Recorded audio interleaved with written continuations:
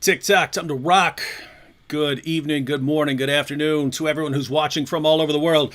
Yes, I know we're a few minutes late due primarily to Anthony's tech problems. Anthony can never get anything to work right. No, this is actually me because I told people to send questions on Patreon and in the channel memberships community tab. I told people to send questions, and I always massively underestimate the time it will take for me to screenshot that, then to incorporate that into a program where I can actually chop it down to size, a photo program, chop it down to a small size. Then I have to import it into Ecamm. Then I have to, because Ecamm will just put it big and in the center of the screen, so then I have to make it small and try to put it at the bottom of the screen. Anyway, so it ends up taking a few minutes for each one. So then if I have like 30 or 40 questions that I'm doing, it doesn't take the half hour or the 45 minutes that I think it will take. And anyway, so that's what happens if you go live with Anthony. He screws everything up like that. All right.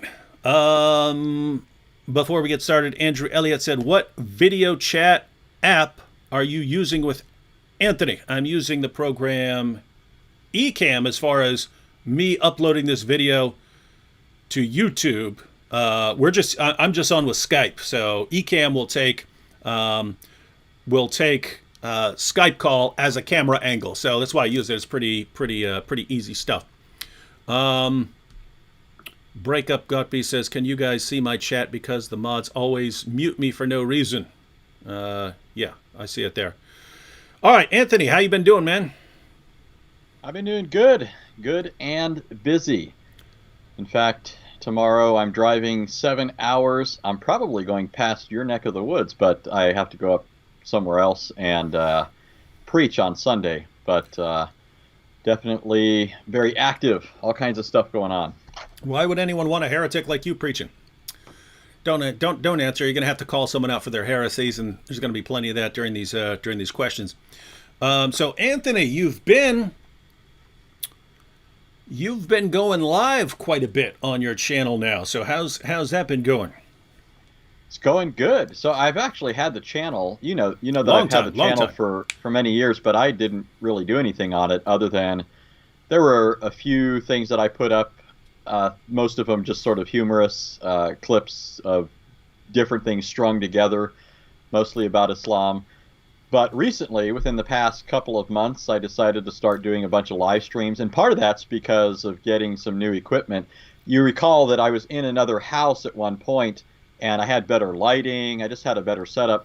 We moved here, and now I have everything in my garage, basically, and there's just terrible lighting and all that kind of stuff. So I got lighting. You sent me the lighting, and just other stuff that I needed to start doing things, and I thought, hey, why not start doing some live streams? So I did, and I'm going to keep going. Yeah, and that's cool. You actually looks pretty good with the dark background. Where'd you get that idea? I just did this recently. That. I know where you got the idea. No.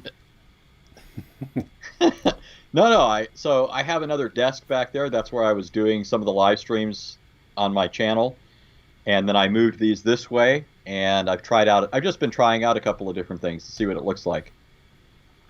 Slam RN says, do either of you read German? I took all the way through advanced German in college. Never used it ever again. I had to take the German exam for philosophy graduate school. You had to do 2 languages, so I did German and French. And so basically the test was, here's a passage from Wittgenstein, Ludwig Wittgenstein, translate it right there. You have whatever it was, 2 hours to translate this passage from Ludwig Wittgenstein. So I passed that, but have not used any of it since then. And I find that I pick up languages pretty quickly, but I also forget them really quickly. So I also took all the way through advanced classical Greek, whereas I look at Greek now and I'm like, okay, I remember Kai, I remember that, I remember some of these words and stuff, but man, it goes quickly. How about you, Anthony? I'm assuming you use it more frequently than I do. Greek and Hebrew, yeah. I did have in the course of learning theology and so forth, a lot of theology has been done in other languages like German. And so there was a time when I learned a bunch of German theological terms, but I couldn't claim to know the language. I just knew certain terms that were frequently used, like Zeitgeist and that sort of thing, world, spirit, or ghost. But you mentioned Wittgenstein, and it actually reminded me of a video I wanted to do. I'm not sure if you're familiar with I think it's the second to last line in his Tractatus Logico-Philosophicus. He says, basically, if you've understood me, he's arguing for the need for a purified language. And he basically says, if you've understood me up to this point, then you realize that all the propositions that I've laid out need to be thrown away once you've used them as a ladder, so to speak, to climb up beyond them. Mm-hmm. In other words, if you realize what I'm saying, you realize that the language I use to say it is nonsensical, right? So you kind of get to the top by means of a ladder that you later turn around and say is useless. But the reason I think that's such a great line is because it reminds me of Islam, because Muslims will argue that the Bible is the Word of God. They'll often appeal to the Bible in order to prove that Muhammad's a prophet or other things about Islam. But then they'll turn around and say, this ladder's useless, right? So supposedly it's good to get you to Islam, but once you get to Islam, suddenly it's corrupted, it's unreliable, it's got all these perverted stories in it and so forth. Right? Mm-hmm. Couldn't possibly have Muhammad predicted in books that talk about people doing terrible things that the Bible condemns, but Muhammad approved. Mm-hmm. Wittgenstein is he's one of the few philosophers who, not sure quite how to put this. He's one of the few philosophers where if he didn't come up with his theories, no one else would have, right?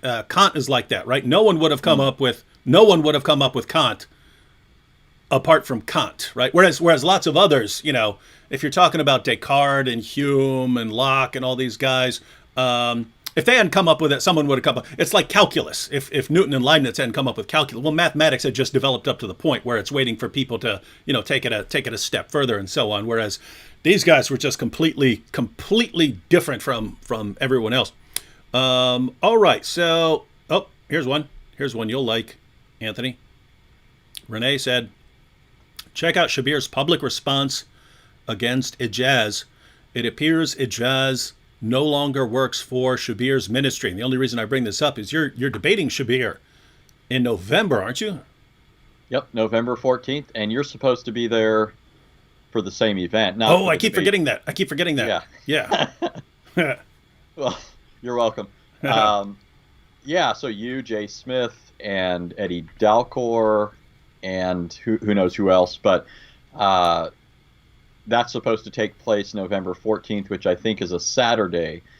And so Shabir and I are going to be debating two topics. One's on the Trinity. Is the Trinity biblical? The other is going to be on Tawhid. Is Islamic monotheism pure? Mm-hmm. I think is the way he wanted to frame the question. So, we're going to be debating that topic. And Shabir, as you mentioned, has apparently distanced himself from Ijaz because Ijaz's antics apparently are something he finds not up to snuff. So do not reflect well upon Shabir. Shabir can get a little hot-tempered, but he would never go that route. So Ijaz is one of the latest meltdowns that the more mature generation of Muslim apologists generally wouldn't go that route, but the younger generation is losing their minds and falling apart. All right, so ladies and gentlemen, we're gonna take questions, and again, I told people, on in channel memberships and on Patreon to send us questions. We have some questions from Anthony's subscribers and so on, and we'll also take questions from the chat. So I'll probably kind of jump around, question from here, question from there, and so on. But here's one that needs to be addressed. David Wood re-upload says, question, why are you running away from the mighty Minge? He's too powerful, right? It's his arguments are too airtight. Ijaz is basically the Sam Shamoun of Islam, right? No one wants to deal with him. His intellect is too powerful. The other reason The other reason I might run away from Minge is because I have children. Wow, that's messed up. Well, and if you were going to go chasing him, then you'd have to chase him into prison. Yeah. Although he's not there officially yet, I guess. But we don't even know what the rules are in Malaysia. They might be laid back, and okay. The girls you're looking, I don't know what he was looking at, but I mean, there might be a difference. Oh, you're looking at girls who are 9, that's okay. But if he's looking at, boys who are 3, then they might have a problem. I don't know what the rules are over there. There's some sick stuff. All right, Anthony, you ready to take some questions? I'm ready. Now, I have not, some of the questions that I have that I pulled up from my channel members and patrons and so on, I did not show Anthony these questions ahead of time, so we might actually stump him because some of them are questions for him. Some of them are like, some questions are like lighthearted and others are, explain this, morons. We'll see. All right. So matter of fact, let me pull up one that you sent over to me. Here you go. Islam Critiqued. I want to know why you're both still producing videos when you know you're both finished. Boy! Do you have an answer for that, Anthony? Well, I told Islam Critiqued that although hijab still is, going through the motions of spitting, his spitting days were over when I spit my rap some time back. If you recall, that was a career-ending rap. Hijab hasn't tried to rap since then. So anybody who doubts my superior rapping skills simply has to take notice. Hijab is no longer rapping. So that's my answer. Yeah. As for me, I'm just in it for the money. You know what I mean? What do you want me to do? I can't step out the game when these dudes are making me rich. All right, let me take and I have to add, for those that don't get David's humor and so forth, David is the last person on earth, as he said, in fact, a couple of years ago, that's going to swim in money like Scrooge McDuck. David will pour all of this money into the cause of Christ and his kingdom. There should be no question about that. I'm a first-hand witness to so many of the things that he does, some of which he doesn't say. So rest assured, David is working tirelessly in the cause of Christ. Wow, weird to have someone speak out for me, because there are lots of people who can't tell when we're joking, right? So, like someone here, wait, Sam said something about Anthony. Sam and Anthony at war. And so when they see me sitting here like this, they don't get, hey, it's just to annoy some people who are trying to get me, get us demonetized and so on. And so I'm kind of throwing it in their faces. But yeah. All right. So the next question I had up, this one will be for me. Daniel Apologetic said, Dear Dizzle the Artist. It's a good name. Norway loved episode 1 of the Apologetics Empire. When do you think Muslim apologists will stop throwing you so many bones so that you can continue the project? Daniel Apologetics, unless something goes horribly, horribly wrong, we will be starting getting back to that here in the next couple weeks, no matter what happens with Muslim apologists. So just to give you an idea of my process, if I think that something is important enough to be sidetracked for a while, I'll be sidetracked for a while. But the way I'll do it is I'll focus on that for a while until it's normal and I've got everything covered. And then I can kind of incorporate that moving forward. In other words, now that I've kind of jumped all over this stuff and things calm down, they're still going to be in meltdown mode, but they're going to be a little more careful. So it's going to be coming out more slowly. So I can still go after them for their antics and meltdowns, but I can get back to apologetics. I will probably post an awesome apologetics video that I've been working on here in the next few days. It's going to be top 10 myths Muslims believe about Islam. And yes, again, unless something goes horribly, horribly wrong, like a nuclear meltdown or something like that, then we'll be getting back to the apologetics empire stuff next month. And fortunately, these Muslim apologists are funding the entire empire. How cool is that? I think it's cool. I love that kind of stuff. All right, is two here for Anthony? Hey, here's a. It's cool because we have different people ask completely different kinds of questions here. So I am an ex-Muslim says, question: how does one effectively juggle having a full-time job and also have an ex-Muslim ministry at the same time? How does one do this effectively? How do you keep the balance between family life and the ministry? So notice there are three things there. There's one, you have a full-time job. Two, you have a ministry, you're focused on ministry. And three, you also have to balance all of that with family. So situations, I mean, Anthony, you're perfect for this because for years you were working a job and doing apologetics. Then you got into school and you're doing school and working and apologetics, and you've got your family. So you're doing a lot of stuff. So why don't you give some advice there? Yeah. So one thing is, and you know, my situation, it's changed over time, but I've always been busy.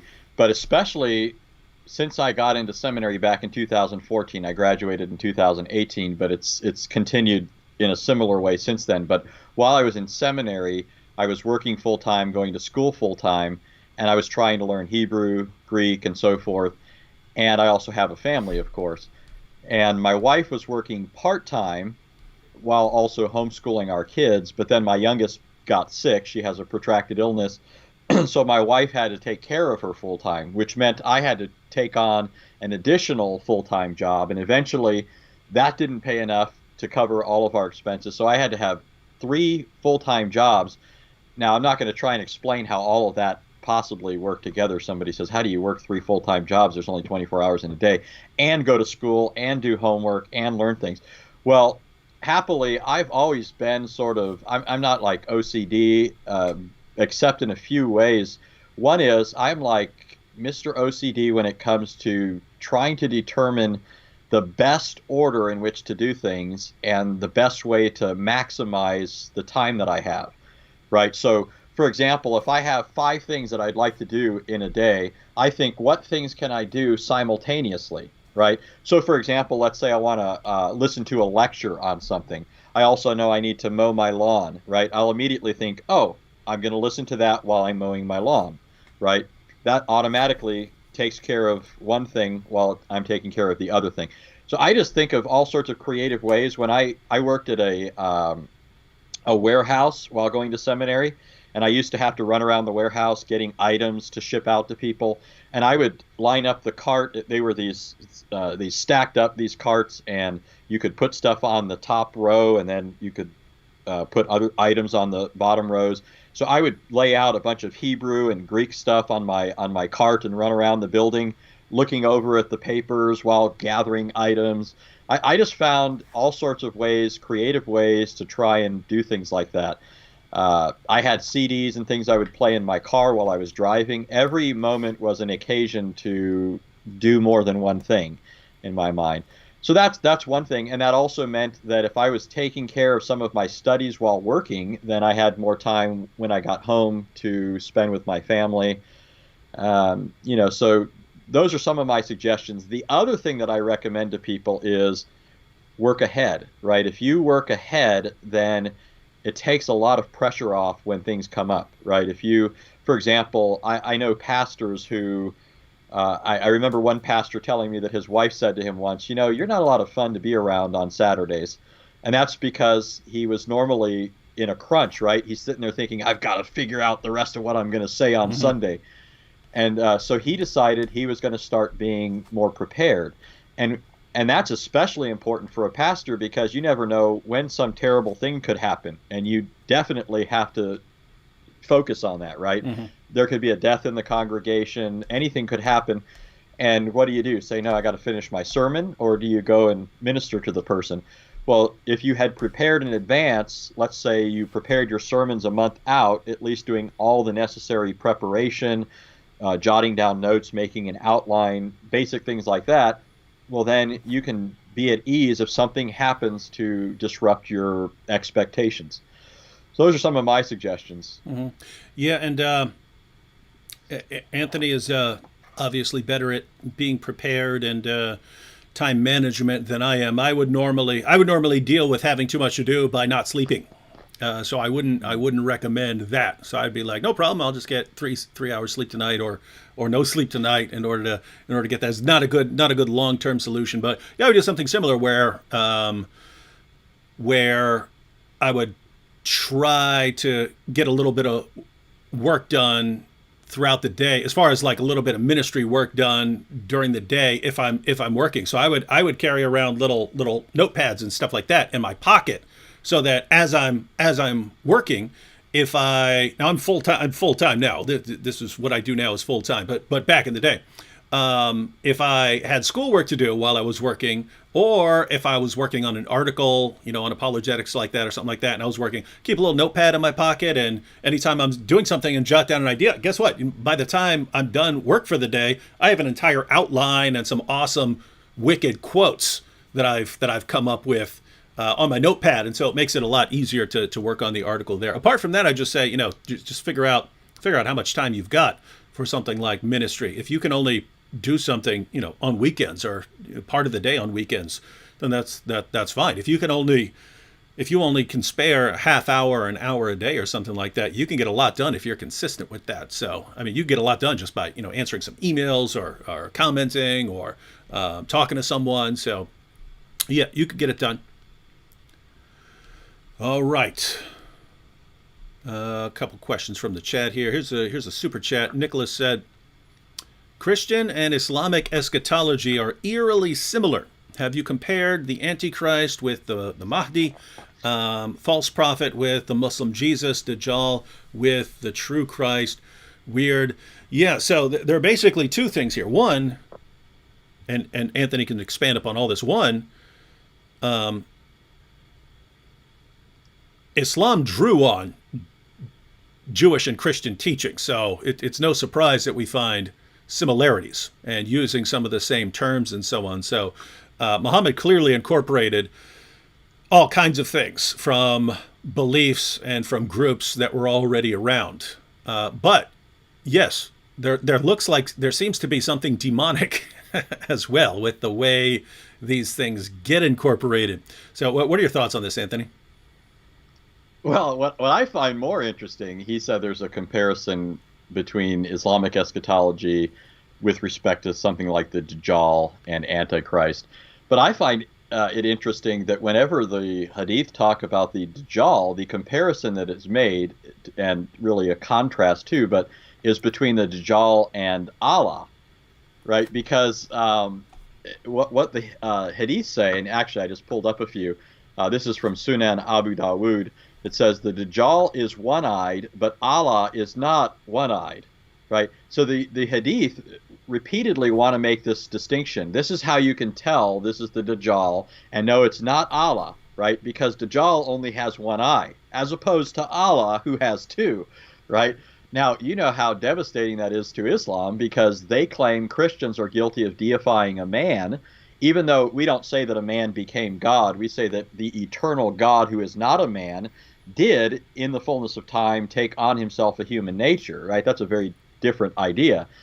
He's not a man in terms of his eternal divinity. He took on a human nature. However, Allah, according to the Islamic sources, does have apparently human features, including eyes, too, unlike the Dajjal.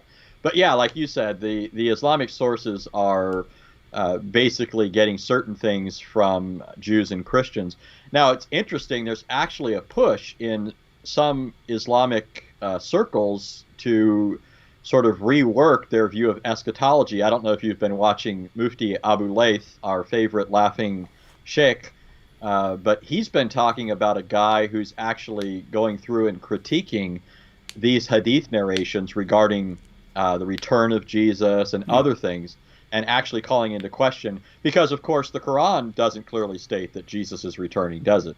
In fact, the Quran seems to have certain things confused. You could tell they're coming from the Bible, but they're very ambiguous or incoherent as they stand in the Quran. Like the Quran talks about the beast, but it's a very brief comment, and you almost wonder, is this a positive thing or is it a negative? What is this talking about here? And so the Quran itself isn't very helpful when it comes to Jesus. There's no clear reference to him returning in the Quran. So if the Hadith can be called into question, then I'm not saying that's right. I'm just saying that there are Muslims who are calling this into question, just like they're calling into question the holes in the narrative of the Quran's transmission. So no surprise there. Yes, we are witnessing the complete breakdown of all things Islamic in our lifetimes. And man, it's fun to watch. Here's a different kind of question. Again, it's cool that questions are in totally different directions. Did so said, I don't want to sound ignorant, but I am dying to know, where are the 12 disciples now, according to the Bible? So I guess that's a question of like, I'm assuming it is of like, do you go into a sleep or are you with the Lord? I guess it's that. But Anthony, where do you think the 12 disciples are right this second? They are with Christ, and Paul himself actually addressed that. All 12? Oh yeah. Well, it depends what you mean by the 12. Obviously, the term 12. Oh, every last one of the original 12 disciples is with Jesus right now. Is that Anthony Rogers' firm position? So the term, the 12, comes to be a technical term just to refer to the band of disciples. But of course, Judas was destined to destruction, right? He's referred to as the son of perdition, the one that was marked out for that, and even foretold in the Psalms. So Jesus, according to John 6, called him a devil even before he apostatized. John 13 tells us that Judas was, secretly sticking his hand in the money bag all along, even though the other disciples were ignorant. And of course, he betrayed the Lord Jesus. You know, it's interesting, in all references to Judas, it never mentions Judas without saying the one who betrayed him, right? Of course, there's another Judas he's being distinguished from, but how would you like having your name in the Bible and it's always associated with this lowest of all, possible sins? We should start branding people like that. Yeah, like hold on. like Hader would. Yeah, right? Hader would. That's funny because Sam started doing that because in case anyone doesn't go on Sam's live streams, which is most people, because most people would be bored to death on Sam's live stream. Right. But I would just go over there and troll, and I'd make some slick comment, and then I'd leave.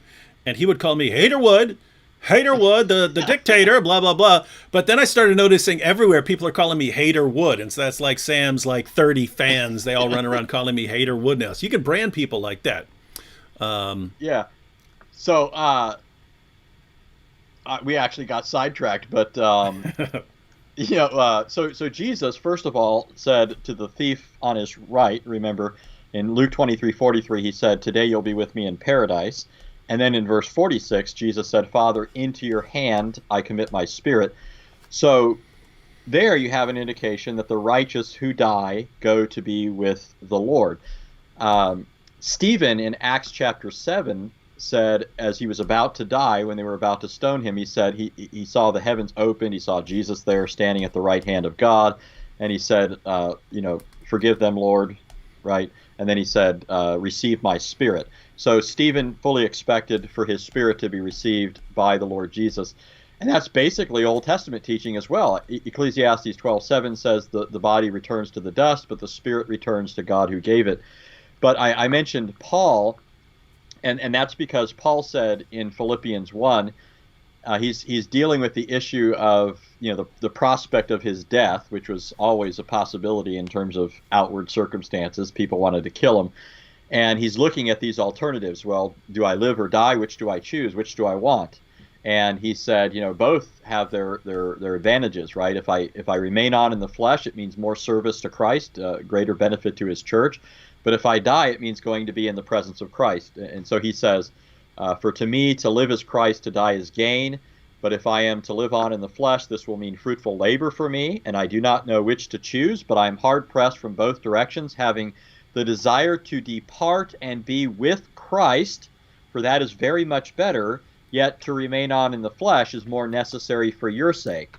And so then Paul goes on. So Paul made it very clear that if he died, he would depart to be with Christ.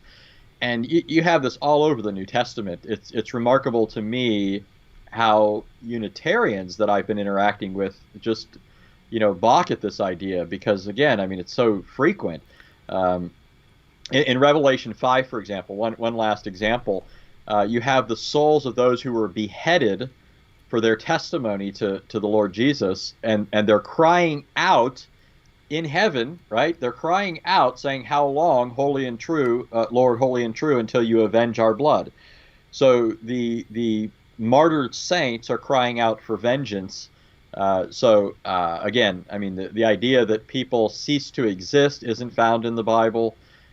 It does use the term sleep, but notice it's only talking about the righteous, and the idea is that they are at rest, right? Their bodies are interred in the ground like a person sleeping, and they also are resting from their labors, their toils in this world, but they're at peace with Christ and experiencing the joy of Christ. All right, Ditto. Hope that answers the question. And this is actually perfect because earlier I mentioned that people don't always know when we're joking, and then so we see other people start making fun of Sam. So Prophet Google here said Sam's been stuck on 30,000 subs for 5 years. He blocked 200,000. Sam, so, but then after that, because of what I was saying Sam's boring live streams. Brady said, "Do David and Sam not get along, or is he joking?" Now, someone already corrected him. He already knows. But guys, get it through your mind. We all attack each other constantly and make fun of each other constantly. You're witnessing the inside of a locker room, a men's locker room. Yeah. But wait. Al Furqan Al Haq gives a good rule right here before we lose it. When in doubt, assume David is joking. That is a good principle. Go ahead, Anthony. Yeah, I was just going to say that Sam's subscribers, it's like a pool with a leak or something. If you're constantly putting fresh water into it and it's leaking, it looks like it's staying at the same level, but really it's just because there's an influx of new subscribers while the old ones are being banished and sent to the hinterlands. Yeah, actually, in Sam's defense, it was like several months ago he had like 10,000, and now he's up to 30,000, doing live streams. So somehow that is working out for him. I guess there are people in the world who Ambien just doesn't work, right? They can't fall asleep, so they tune into Sam. Bam, Sam puts them right to sleep, and they keep coming back, right? They subscribe, they click the bell. Because they know every night I can't get to sleep. I turn on Sam and then bam, I'm out like 3 strikes. All right, let's go back to questions Anthony sent me. So Gerard Perry said, "Do you have to?" This is an easy one. Gerard Perry says, "Do you have to spend time in the pen to be an accomplished apologist? If so, how many years? How many years do you think, Anthony?" So just so people know, they already know that you were in prison. I know some people know that I was converted in prison as an 18-year-old kid. I think I was about 19 when I was converted, but I went in when I was 18, about to turn 19. And, I was a thug. I ran on the streets of California, gangbanging, other things. So I was converted in prison. I spent 2.5 years. I was sentenced to something like 7.5 for 3 different charges, 2 of which were concurrent. One was consecutive. And I'm actually grateful for the time I spent in prison. I'm grateful. That was the most important time of my entire life up until definitely up until then, and probably since then too. There's all sorts of benefits from that. It's not as if David or I are saying, give us the choice right now, and we'll say, let's go to prison. No, now, I would rather be out here. Yeah, both of us would say if somebody, told us we had to stop proclaiming Christ or something like that, or you go to prison, we'd still go to prison, right? I mean, it's not like that's what we're saying, but we can look back and say, man, that was a blessing, because I had uninterrupted time to study the Bible. I'll give you an example of just how significant it was for me. I'll bet you the vast majority of Christians couldn't claim to have read the entire Bible, right? When I became a believer, I had only read 2 books in my entire life. I read two books in my entire life before I went to prison: James and the Giant Peach and The Call of the Wild, right? And I basically cheated every year in school prior to my conversion by using one of those books that I had already read as a book report for the next year. So I always pretended like I was reading when I wasn't. And that only worked so far, right? Because you had to increase the level of right, the books you were reading. So you're in 12th grade, and you're like, here's my report on James and the Giant Peach. No, the way I got around some of that was either I would use a book the teacher read in class, because in my school they would read a book. I'd watch the movie. Yeah, you watch the movie and hope that you don't say something that they changed or whatever. But so I went into prison, and first I went to jail. So I'm in jail going through the court system and all of that before my conviction. And I actually, this is funny, the only reason I started reading a Bible, I had no interest in reading a Bible. I was put in a jail cell with a self-professed devil worshiper. And he was a nice guy, surprisingly. He claimed to be a devil worshiper. He was a nice guy. And because I had I'm Sicilian, so my family's background was Roman Catholic. So if somebody asked me, what's your religion, I would say Christian, right? And so, but I didn't know a thing about the Bible. I didn't believe. I wasn't converted or anything like that. That's just what I would have said. So he asked me, and I said that, and he had an axe to grind against Christianity. So he started doing things like he drew a pentagram above my bed so I'd look up and see it, right? He just did all this crazy stuff. And then he would tell me stuff about the Bible, and he told me how to get a Bible, to write a kite and request a Bible, because he was going to show me all these terrible things. And so he ended up getting me this Bible and couldn't find the stuff that he wanted to show me. And so I thought, well, what the heck? I don't have anything else to do. I'll start reading this thing, right? So I started reading it. And it terrified me, right? I'm reading stories of God deluging the world in a flood and only sparing 8 people.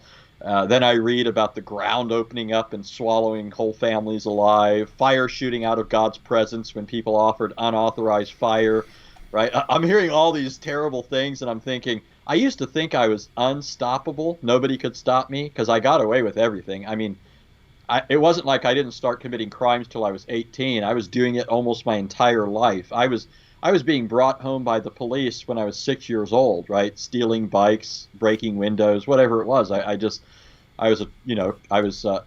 book of Job says that the wicked go astray from the womb as surely as the sparks fly upward, right? I mean, I went astray from the womb. So anyways, I just thought I was unstoppable. And then so I'm in prison, and I'm reading about this God who has all of heaven and earth at his disposal. And I thought, if I got caught by men, what makes me think I'm going to escape this God, right? And that just terrified me. But my point was that, so while I was there in the jail for 2 months, I read the entire Bible from cover to cover. Then I was convicted, officially convicted in court. I was sent to the fish tank at the prison, where you have to be quarantined for like a month. David knows this well. I'm assuming it was similar for you. So first you're quarantined for like a month before they release you to the general population, where you're with the rest of the prisoners. And in quarantine, you're only allowed out for like an hour a day to take a shower, work out, or something like that. So I was in a cell for 23 hours a day for a whole month without any yard time, none of that kind of stuff. So I read the Bible again, right? And then I'm put out onto the yard, and even though you get some yard time, there's still a lot of lockdown time. You have to be locked in your cell for, I don't remember what the hours were, but maybe 16 hours a day. And I just had time. I had time galore. And so I read the Bible. People were sending me books. I had no more time to read the Bible than I've ever had in my life.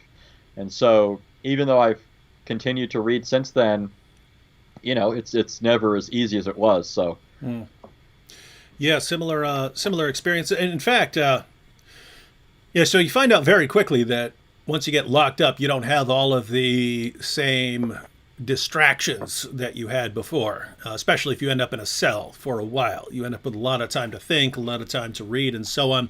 But I don't know if you had the same experience, Anthony, but so obviously a lot of the same things applied when I was locked up. Spent years reading multiple hours per day and so on. But when I got out, I recognized very quickly, man, it is way harder out here to stay on track than it was in prison.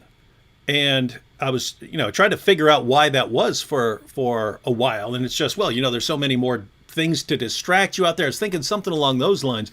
But then I was actually listening to Gary Habermas over at Mike Lacona's house, and he was talking about the disciplines, and then he pointed me towards books by Dallas Willard and Richard Foster and so on the disciplines, and what that means, everyone, is basically if you ask a Christian today, what are the disciplines of Christianity, the things that the things that a Christian should be doing as part of his spiritual life, you'll get prayer, Bible study, fellowship. You'll get a small handful of them.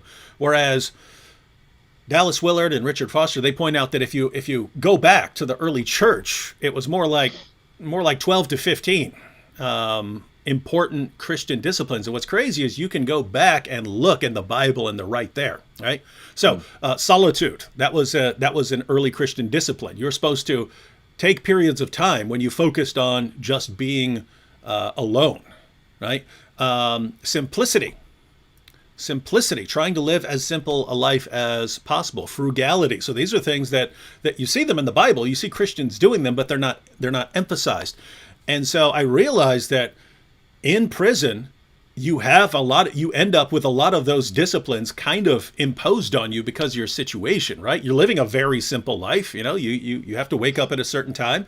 You have to make your bed. You've got laundry, but you have your prison job, you do that, then you read for a while, then you go work out, then you read some more and so on. And it's the same thing over and over again. So it's very simple life. You don't have a lot of stuff. All the stuff you have fits on your little headboard or in your foot locker. So very, very simple life, very frugal life, right? You might buy a few things off Canteen and so on, but you're not making big money decisions in there and so on. And so lots of the disciplines of Christianity are part of your life, and then all of a sudden all that's gone. You walk out the door of the prison, all that's gone. And so well, back to the question, do you have to spend time in the pen to be an accomplished apologist? we know you're joking, Gerard, but I think Anthony and I will both say if you're focused on it, it definitely helps, because you're never going to have that kind of opportunity with so few distractions to really become grounded in apologetics. Yeah, and obviously there are great apologists out there that spent no time in the prison, right? I don't know about great. There are some okay apologists who didn't spend time in prison. and they might have been great had they gone to prison. Yeah, they would have been much greater, right? They would have been much greater if they'd been locked up with us.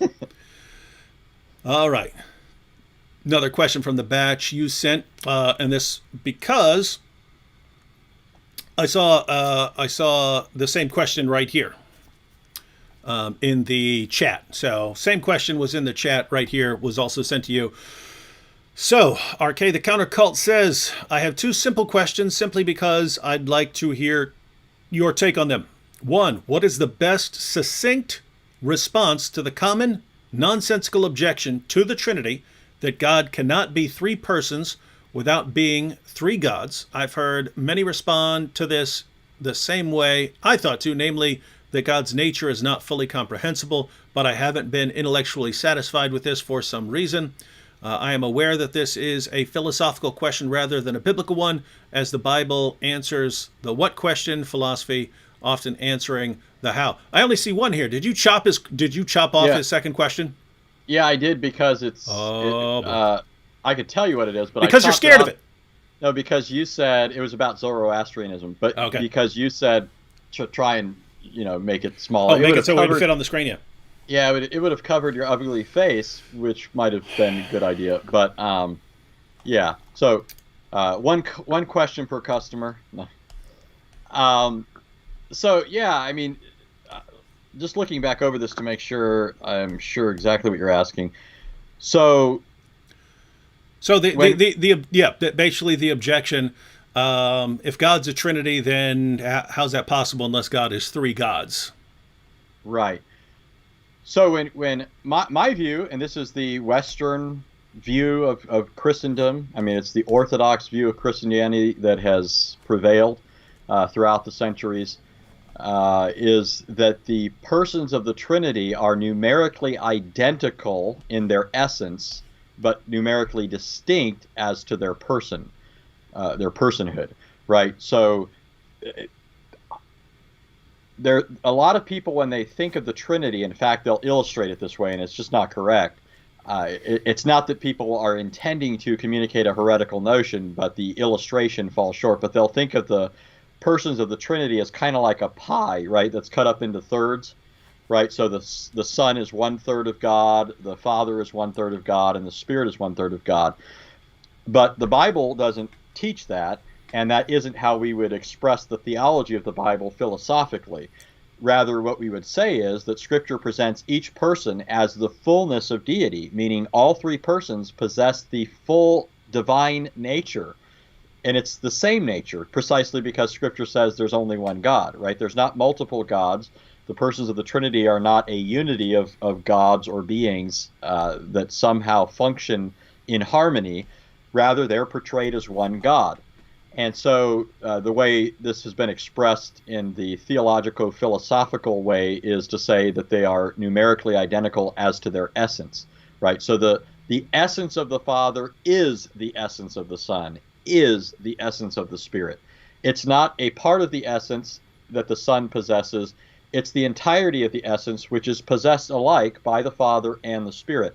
So to say this another way that might be helpful, what people often think of is, if you think of human beings, right? David and I and you and everybody listening, we're all human beings. We have the same kind of nature, but we're not numerically identical, right, in our nature. I'm a different, to use Platonic terms, I'm a different instantiation of humanity than David, right? David's a different instantiation of humanity than I am. So we have the same kind of nature, but they're not numerically identical. The substance that makes up me is not the substance that makes up David.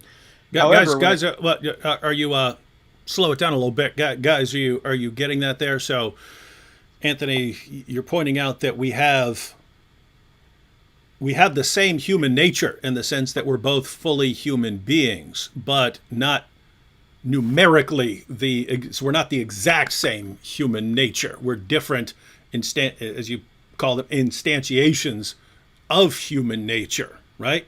So we both share human nature, whatever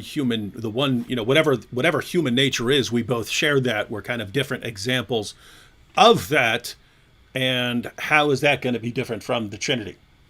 Yeah, so in the case of the Trinity, the persons they're not different instantiations in the sense that the Son has the same kind of substance, but it's numerically different from the substance of the Father. He is the same God as the Father, right? Think for example of Colossians 2:9. Colossians 2:9 says, "In Christ dwells all the fullness of deity in bodily form." It doesn't say a part of the deity. In fact, Paul's language here is so strong. All Paul had to say was, "In Christ dwells deity in bodily form," right? And anybody who knows that God can't be divided, right? God is not made up of parts, would understand that Christ is the entirety of divinity. But Paul says that he is the fullness of deity, and he doesn't just say the fullness of deity, he says all the fullness of deity. He's piling up phrases here and making it very clear that Jesus is the entirety of what it is to be God. And so, given that there's only one God and Christ is all that there is to deity, then the persons of the Trinity are numerically identical as to their essence. So the unity of the persons goes beyond merely a harmony of wills, a consent between the persons, a cooperation or anything like that. They are fundamentally one in their being, but distinct in their personhood. Okay. Now, this is where the mystery isn't how can they both be one, or how can they all be one, right, and that not be three gods. The issue is, I mean, there's no logical issue here, right? A lot of people confuse logic with what people mean often when they say something is irrational or something like that is it goes beyond my experience, right? I don't know any other being like that. Well, okay, fine, right? I don't know any other being who's infinite, eternal, and unchangeable either, right? But I don't then say God doesn't exist because I have no other reference point for that. So likewise, I mean, there's no logical contradiction in the notion of God being one and three in the ways I described, though it does go beyond our experience. And I don't think any Muslim should ever raise this as an objection, and actually you don't really hear Muslims saying that it's they do try and say it's irrational, right? Yeah. But they don't try and say it's wrong because it's incomprehensible, because surely the Quran says something about God being unlike everything, doesn't it? Right? Surah 42:11, Surah 112:4. They don't always get that. I mean, I've seen Yusha Evans. I told Christian, show me something like the Trinity. Point to something like the Trinity. Like, wait a minute. The Quran says nothing's like God. So why are you saying show me something like that? Yeah. Yeah. So that's my basic answer. All right. Easy question here. Jack Nicholson. Yes, the Jack Nicholson says, what did Anthony go to prison for? Car theft. Right? Is that right, Anthony? Am I right on that? Stealing cars? So there were actually 3 charges that kind of happened around the same time. You know how if you get arrested the first time, they usually let you out on an OR, your own recognizance. And since I didn't have a record prior to the first incident, I was let out, and then I got in trouble again. But since I had not gone to court on that first one yet, I hadn't officially nothing was decided on that first one. They let me out again, and I got in trouble again. That one was the third time was for having a gun. My brother, who is another thug, got in an argument with somebody at a 7-Eleven, and I pulled out the gun. So the gang unit pounced on us and carted me off to jail. You didn't pop a cap in anyone, did you? No. Good. Here you go, Anthony. Isaac S. said, David, please ask Anthony the meaning of right hand of the Father. Yeah, so it's an idiomatic term that simply refers to the position of authority. Even among men, when it talks about one person being at the right hand of somebody, it doesn't necessarily mean they're literally at their right hand, right? If David says that Anthony is his right hand man, it doesn't mean I'm literally at David's right hand. It just means that I'm somebody who helps him. I'm an especially important person to what he does. So that's why you even have scripture sometimes saying, it varies the expression. Sometimes it'll say at the right hand of power, right? Is power literally a thing? No, that's a idiomatic way of referring to God. And so it's not to be understood literally as if God has a hand, and it's not to be understood literally as Jesus necessarily occupying one position and his feet never moving, right? Like he's in heavens. In fact, sometimes scripture says standing, sometimes sitting, right? I mean, there's other ways it states it, and all it's intending to communicate is that he's in the position of highest authority. All right. Let's see.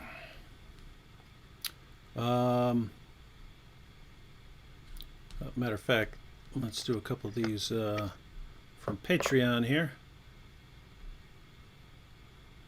David Cruz said, when I was a Muslim, you was doing a series of videos called Islamic Facts. Those videos make me research about Islam, find the truth there, and then finally apostatize. Would you consider making them again and extend all those topics not addressed on previous videos? So I think he's referring to that. You remember that fun Islamic Facts series? I think I did 20 of those, and it was that was back when it seemed like there were terrorist attacks almost every day or every couple days or something like that. So I started saying that every time there would be a terrorist attack, I'd make a video sharing a fun Islamic fact. But I got through I think 20, and so I could possibly start it up again at some point. It's going to have to basically be a string of terrorist attacks that and I want to start making fun of the terrorists. Well, the ideology of the terrorists, but it's always occurred to me that if I do number 21, then I obviously have to go all the way to 30. So I kind of have to be, really into this to jump on that again because yeah, and those were quick, easy, short little videos. They were nice, but yeah, I kind of present the similar information. I just do it in different ways. So I kind of jump around. I'll do the Boom Boom Room. I'll do Islamicize Me. I'm presenting the same kind of information that I want to present, but yeah, I do it in different ways. But I thought, now, what's the name of that series you did a while back they were done professionally? I think somebody else filmed it. You were sort of suited up. Yeah, that was just clean shaven. That was just called Answering Islam. Oh, okay. I thought that's what he was talking about. No, he said Islamic facts, fun, yeah. And so he just left out the fun. So I put the fun in Islamic facts, and that's when you end up with fun Islamic facts. And I think two of those were actually taken down for totally nonsensical reasons. Like the first one was taken down. It was just called, I think it was titled "Muhammad Pees Like a Girl." And that's a direct quote. The pagans made fun of him and said, "Look, you pee like a girl," because he made himself and all his followers peed while squatting. And I get for sanitary reasons why someone might want to sit down on the toilet to prevent splashing or sprinkles or something like that. That's not what we're talking about. It's not saying he sat down on a toilet. It's saying he squatted down to pee, right? Which matter of fact, a real man outside peeing is peeing for distance. Yeah, so I don't know what or to spell something. But no, it was funny because when I posted that, someone sent me a comment, said that he converted to Islam in high school and he was on the football team, and they told him he had to pee while squatting, and so he said so I went behind the bleachers to pee while squatting. I messed up my Nikes. I was so mad. That's where we got the idea in Islamicize Me, where John pees all over his shoes when he tries to do that. It was an actual true story. Fun. All right. Now, here's one, Anthony. This is from Jacob Lambert. He says, "Hi, David. Very quick question. Why is the word for God spelt differently in Greek in John 1:1? When the word God applies to Jesus, it's," and I think this isn't a real transliteration. If you translate, you try to come up with the same, the same sounding letter in another language. It looks like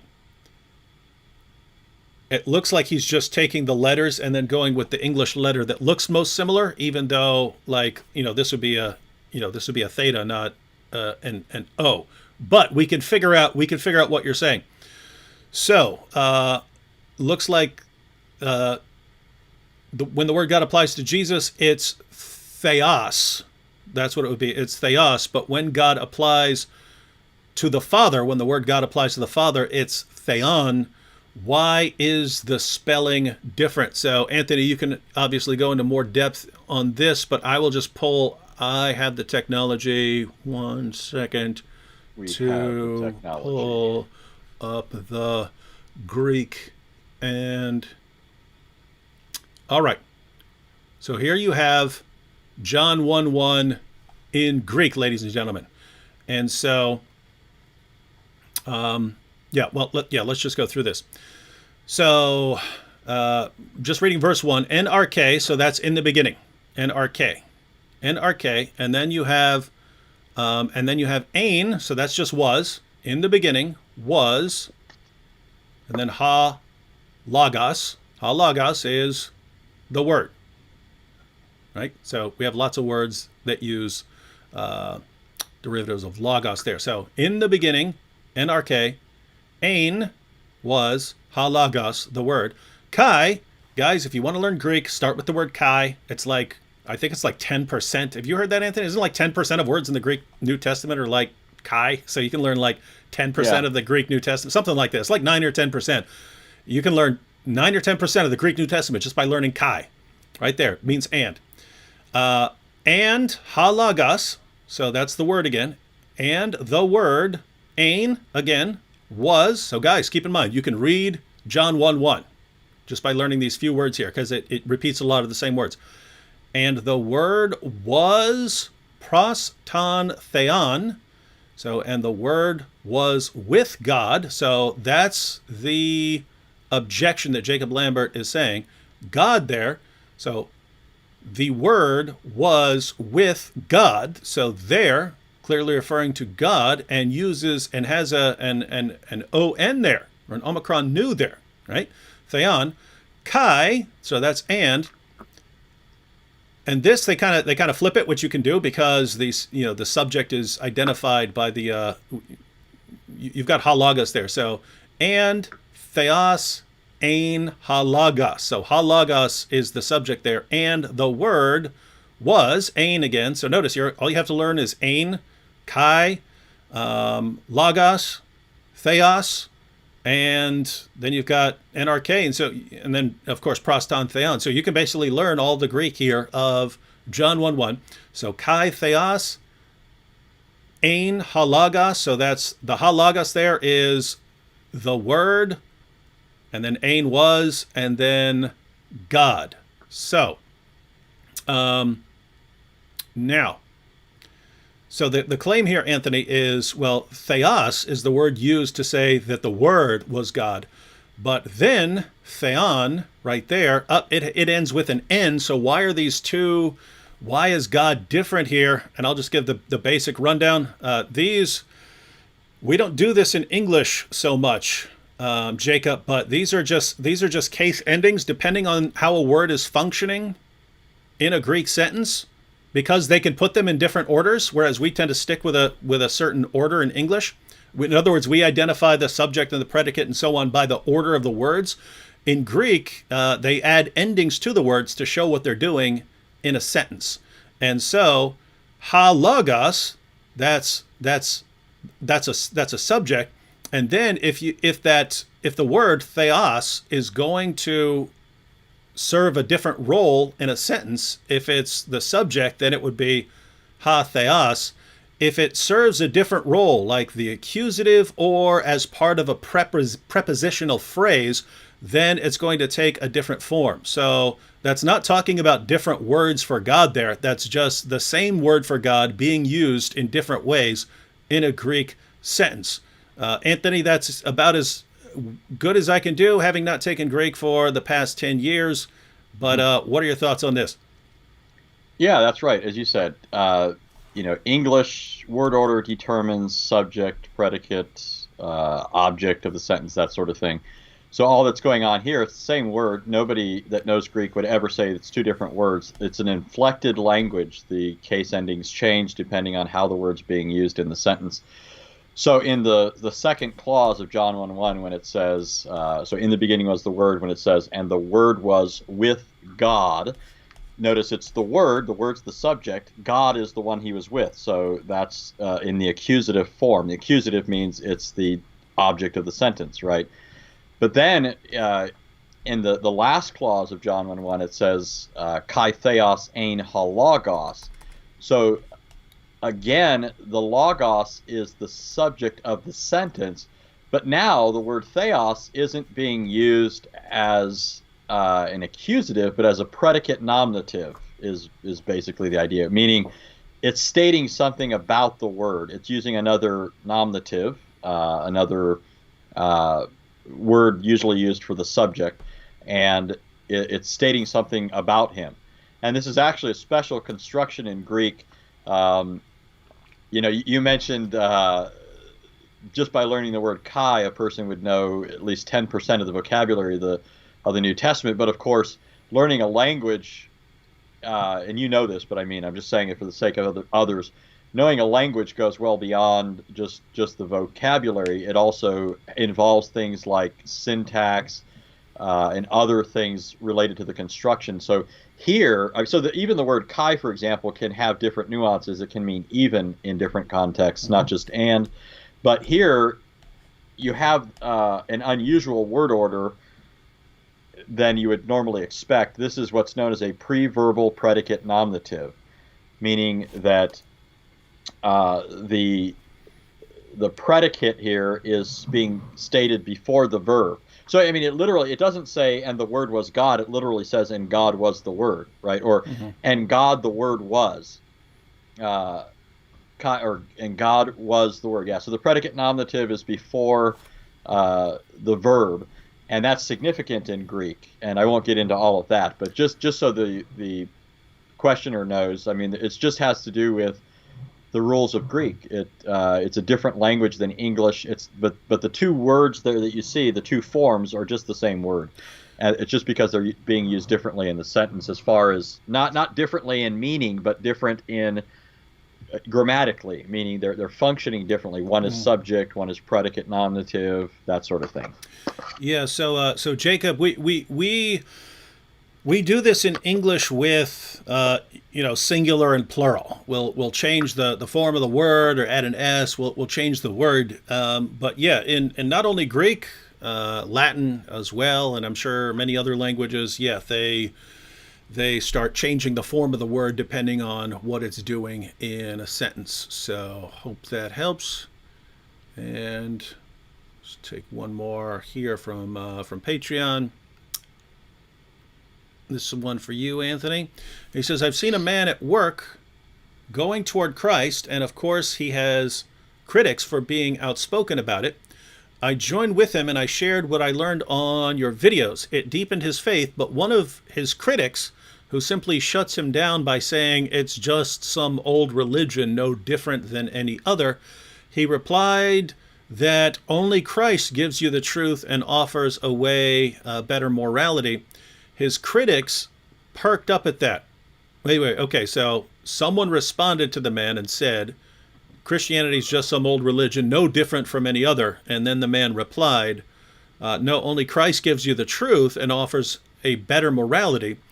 His critics perked up at that and told him he should not judge, as Jesus Christ said not to. How would you answer to someone so flippantly putting out don't judge as a way to shut us down? So just to recap here, people are making fun of him, saying, hey, Christianity is no different from anything else. And he's saying, wait a minute, look at Jesus, clearly a better morality than you have in other religions, like Jesus is clearly better than Muhammad and so on. And then his critics said, but now you're judging. And Jesus said, don't judge. What are your thoughts on that, Anthony? Are you ready to leave Christianity because you've been refuted? You can't judge. Yeah, so in context, Jesus is condemning hypocritical judgment, right? If a person would read the entirety of it, he'd see that. This is something that you hear from unbelievers all the time. One of the first things that anyone should make, one of the first observations anyone should make is when people say this, what are they doing, right? When they say, you're wrong for judging me, or, even if they state it elliptically, right? Jesus said, don't judge. They're condemning you for the act of judgment. So they're doing the very thing they're claiming Jesus said you can't do. Rather, what Jesus said is, he says, do not judge, so you'll not be judged. For in the way you judge, you will be judged, and by your standard of measure, it will be measured to you. Why do you look at the speck that is in your brother's eye, but do not notice the log that is in your own eye? Or how can you say to your brother, let me take the speck out of your eye, and behold, the log is in your own eye? You hypocrite, here's the important line, you hypocrite, first take the log out of your own eye, and then you will see clearly to take the speck out of your brother's eye. So what Jesus is saying here is something that I think is obvious and unobjectionable, that people who are guilty of doing something probably shouldn't go around pointing their fingers at other people, right? If you're a murderer, then you probably shouldn't be going around condemning people for being murderers. If you are, let's say that you're a person, you claim to be a prophet, you engage in immoral acts, right? You take the wife of your own adopted son, you bed your best friend's 9-year-old daughter, you do things like that. You're probably not the best person to go around telling people about morality. First, take the huge, boat, the huge forest out of your eye before you turn around and tell other people what's right or wrong. That's what Jesus is talking about. And we know that's what he's talking about because in the same chapter, by the way, he also says, beware of false prophets who come to you in sheep's clothing, but inwardly are ravenous wolves. You will know them by their fruits. So he's telling people that they are able to evaluate whether somebody's a true or false prophet based on their fruits, based on their words and actions. And that involves making judgments. Moreover, in John 7, verse 24, Jesus said, "Do not judge according to outward appearance, but judge with righteous judgment." Right? So Jesus, again, endorses righteous judgment, not hypocritical judgment, and in fact calls his followers to evaluate the fruit, especially of those who claim to be prophets and aren't. Mm-hmm. All right, and here is a different question for you, Anthony. Proud Saracen said, "Is believing the Trinity essential to Christianity? There are Unitarian Christians. I also notice that Trinity seems to have different views among Christians." So, get yourself into some trouble here, Anthony. That's how we roll. me, ladies and gentlemen, I just sit back and listen. If I can neither confirm nor deny anything Anthony says here. But go ahead, Anthony. Yeah, I would say the Trinity is absolutely essential, first of all, to Christianity, what Christianity is, right? Set aside for a second the individual's faith or not, right, in the Trinity. In terms of what Christianity is, it is Trinitarian to the core. Everything Christian flows from or coheres with the Christian doctrine of the Trinity. That's why it's not surprising when you look at every single anti-Trinitarian group on the planet, they all have not just a different view of God, but a different view of every other doctrine, or at least the major doctrines of Christianity. Right? So just think about the nature of God, for example. The contemporary biblical Unitarian movement, so-called biblical Unitarian movement, which comes from the Socinianism of the 16th century, they reject not just that God is triune, they also reject that God is infinite, eternal, and unchangeable in the biblical sense. Right? They all think of God as somehow a body, an embodied being. Right? He's not infinite. He's not omnipresent. He's not omniscient. Right? The same thing is true of Jehovah's Witnesses. Because remember, part of the reason for rejecting the Trinity is because it goes beyond their comprehension. And to their minds, any being like that isn't fully, isn't a being that can be fully encapsulated by their thinking, doesn't fit into their experience. Anything like that has to be rejected. So historically, those who reject the Trinity have also rejected things like the infinity of God, his omniscience. They also reject the doctrine, of course, of the incarnation, right? They don't believe Christ is the Son incarnate.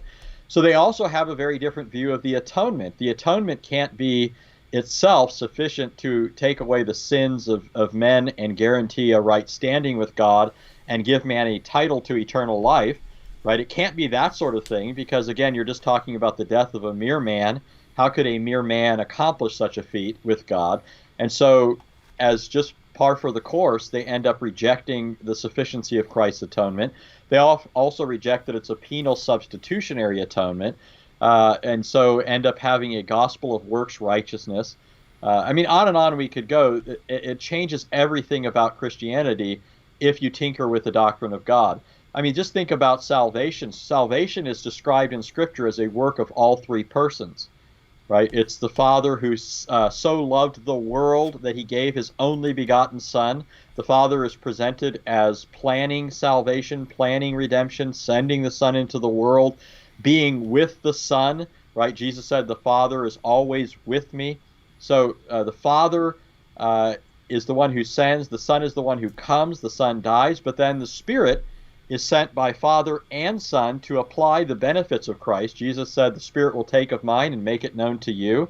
The Spirit's the one who illuminates the mind, opens the heart, gives faith, works faith in the heart, grants repentance, unites people to Christ, baptizes us into Christ. That's why our prayers, something as fundamental in Christianity as prayer, is to the Father, through the Son, in or by means of the Spirit. The church itself is said to be that body that has one faith, one Lord, one Spirit, one Lord, one God and Father of all, who's over all and through all and in all. My paraphrase of Ephesians 4 there. But Christians are baptized. The fundamental introductory rite into Christianity is baptism into the triune name of God. Believers are blessed. The benedictions in Scripture, they're blessed in the name of the triune God, the grace of the Lord Jesus Christ, the love of God, and the fellowship of the Holy Spirit be with you all, 2 Corinthians 13. I mean, on and on it could go. Christianity is Trinitarian to the core. So yes, that's a fundamental article of Christianity, and that's the confession of the church. Somebody's free to go off and start their own movement. You shouldn't call it Christian. You can call it whatever you like, but in terms of what the church has always believed, following Scripture, the Trinity is absolutely essential. And you can see that, by the way, in the Athanasian Creed, right? The Athanasian Creed states that the doctrine of the Trinity is necessary to salvation, not just to the true definition of what the Christian faith is. And the basis for this is manifold. In the first place, Scripture says we have to believe in the true God, right? It's not as if, Muslims sometimes make this stupid mistake of saying, well, we believe in one God, you believe in one God, and therefore we have the same God, right? There's only one God, therefore we must believe in the same God. Well, if I say I only have, there's only one person in my other person in my city, and somebody else says there's only one other person in my city, but we're talking about two different people, then it's not the same claim just because we both say there's only one of them, right? I could be talking about John Doe, and somebody else could be talking about Joe Smith. Well, in the Bible, the Bible clearly distinguishes the true God from what other people call God, right? It condemns the worship of other gods like Baal, Chemosh, Dagon, Molech, on and on down the list. It doesn't pretend that just because somebody believes in a God, then it's the same God just by a different name, right? It's not like, pick your own name here. The true God is as he has revealed himself in Scripture, and any other God, believing in any other God, is identified as idolatry. Moreover, Jesus said in John chapter 8, verse 24, he said, unless you believe that I am, you will die in your sins. So Jesus makes belief in him as deity, he makes forgiveness of sins contingent on believing in him as deity, right? I am there, ego eimi, is an echo of how God identifies himself throughout the Old Testament. Deuteronomy 32:39, God says, see now that I am, and there is no God besides me. In Greek, that's ego eimi, the same expression that Jesus uses in John 8:24. Unless you believe that I am, you will die in your sins. The same point is made by the Apostle John in 1 John when he said, anyone who denies the Son, and here you have to remember the context of 1 John because so many people like to rip this out of context. John has identified Jesus as the Son of God come in the flesh. In other words, the incarnation. Anyone who rejects that Jesus is the Son in that sense, the one who became flesh, so existed with the Father prior to becoming a human being, anyone who rejects Jesus as the pre-temporal, eternal Son of God is, John said, an antichrist. And he says anybody who denies the Son doesn't have the Father either. So that's just a quick take on that. It's fundamental to Christianity and Scripture. Now I would say this. Okay, I should add this. That doesn't mean that anybody who becomes a Christian, or to say they're a Christian, they have to be able to perfectly articulate that. I'm not suggesting anything of the sort. I'm not suggesting that they have anything less than a very basic understanding of the God who they know, the God who saved them, as somehow Father, Son, and Spirit, right? Personally, right? Each is a person. But whether they can give a sophisticated philosophical, theological explanation of that, I wouldn't suggest that for a moment. But I would say that they would be growing in their understanding, and they certainly wouldn't reject that, right, as when it's proclaimed to them. All right. Proud Saracen. And we got this right here. H. Adamson said, this is keeping me awake, and it's 2 a.m. Should have listened to Sam instead. Now you're learning. You want to stay awake? You listen to my live streams. You want to go to sleep? You listen to Sam's live streams. So spot on there. Let's see. Sam the Sandman Shamoon. Sam. Oh, I'm going to start using that. Sandman Sandman Shamoon. That's kind of a tongue twister. Talitha Kumi said, Anthony Rogers, are you David's sensei in origami? Yeah, so Talitha Kumi here is recognizing that the level of genius on display in this whole affair with the origami stuff and eBay and all of that, she recognizes that you couldn't possibly be behind all of that. It's got to be me. And I recognize her insight there. There's definitely, she's onto something. But no, I'm being facetious. So is she. But I would say that my family has been sitting here watching that with great glee. We've been getting quite a number of good laughs as a family just watching the Dizzle talk about his art and a new hat every time. By the way, I do have fun. And what's weird is I think of this stuff when someone's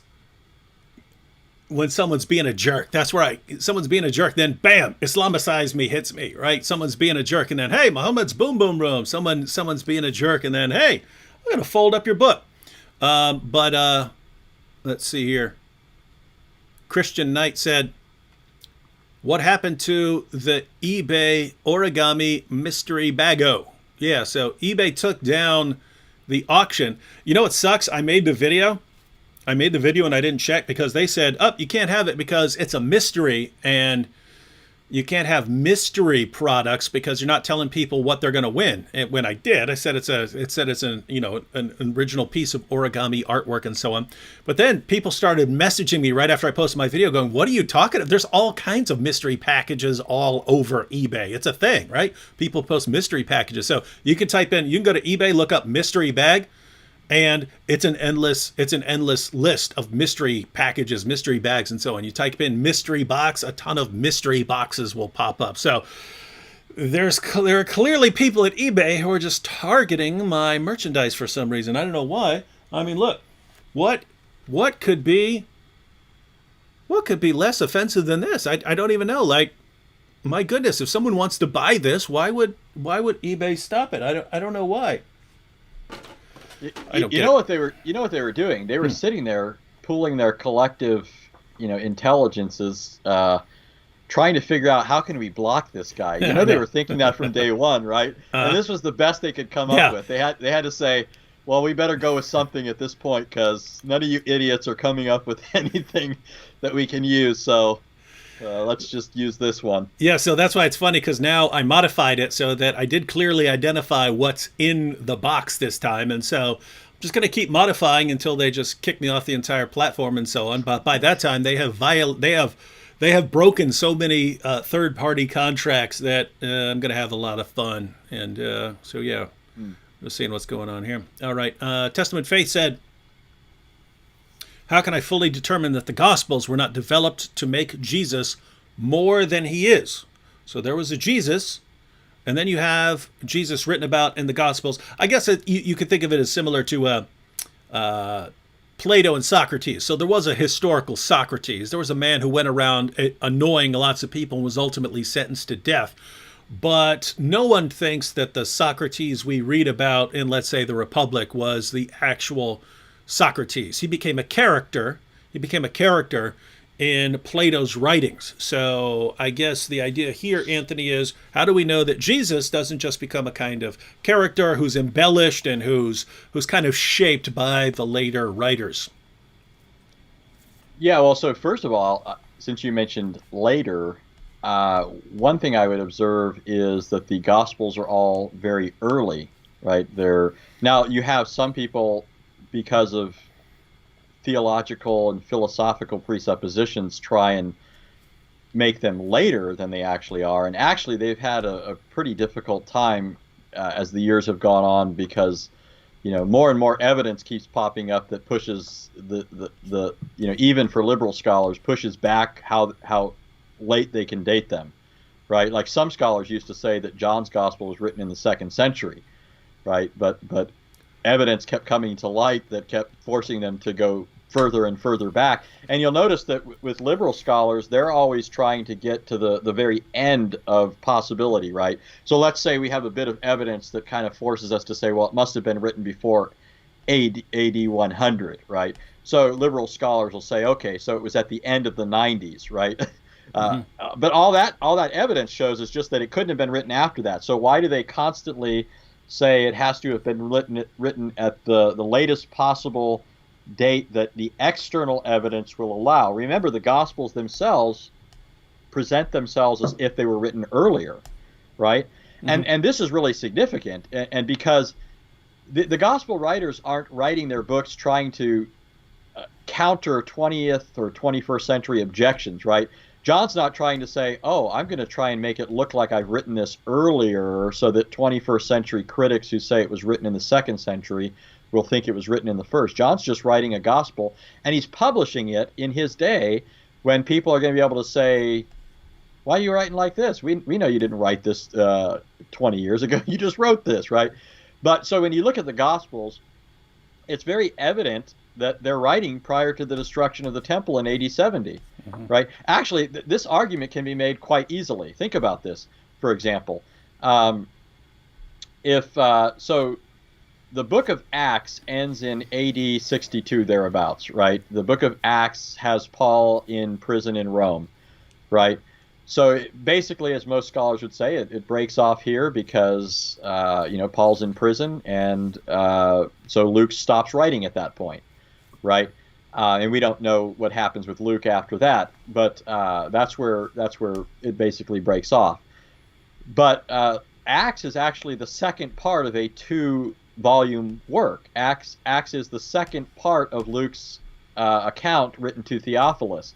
So if Acts ends in AD 62, then the book of Luke, which was part 1, necessarily predated it, right? Well, so the interesting thing here is that their own theories actually end up working against them now, because according to most scholars, Luke and Matthew were both dependent on Mark's gospel, right? So Mark wrote, and then Matthew and Luke come along, and they use Mark as well as this other source called Q, for which we have no documentary evidence. Nobody ever mentioned it either in the early church, but they have this postulated document called Q that Matthew and Luke are both using along with Mark to craft their gospels. But notice, if Luke is written before AD 70, because it's written before the gospel or the Acts, and if Luke is dependent on Mark, then Mark was also written before AD 70, right? And I could go on and on with this, but the point is, these are early books, right? And I could argue that for every book of the New Testament. Certainly the writings of Paul are all pre-AD 70, because Paul was killed by Nero, who was Roman emperor before AD 70, right? Nero killed himself in, was it AD 66 or 64? 64 or 66. I always get those dates confused. So Paul and Peter were both killed under Nero. So obviously Peter's writings had to have been written before the destruction of the temple. On and on we could go. And that gives you most of the New Testament, by the way, just what I said there.